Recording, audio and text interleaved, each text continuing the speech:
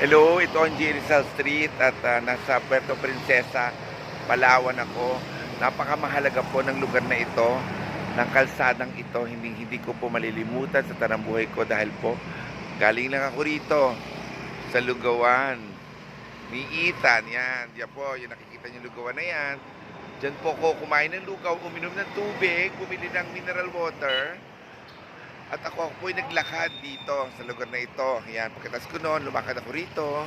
Binaybay ko itong lugar na to, itong street na to. Ito, yan, lakad lang ako. Dahil ako'y tatawid, papunta kung saan ako nag-i-stay. Sa Mayumi. Ayun yung Mayumi. Doon ako nag-i-stay Mayumi. Ngayon, tumawid po ako rito. Pagtawid ko rito, yan na, walang tao. Dito sa Puerto Princesa, nung tumawid ako, dire-diretso lang ako. Tapos, tumawid. Nakikita niyo po yung puno. Yan. Diyan ako lumakad, pumunta. Nung nasa may puno na po ko, pagtawid ko, biglang meron na pong bumundol sa akin na motorsiklo. At ako'y nabalian ng buto sa kanang bahagi ng aking binti. Kaya ayun. Kaya hindi ko malilimutan ang lugar na ito na nabalikan ko after 5 years.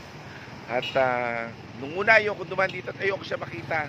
Pero kailangan talaga nating balikan para tayo ay matuto sa buhay at mawala yung takot natin. Ayun na siya.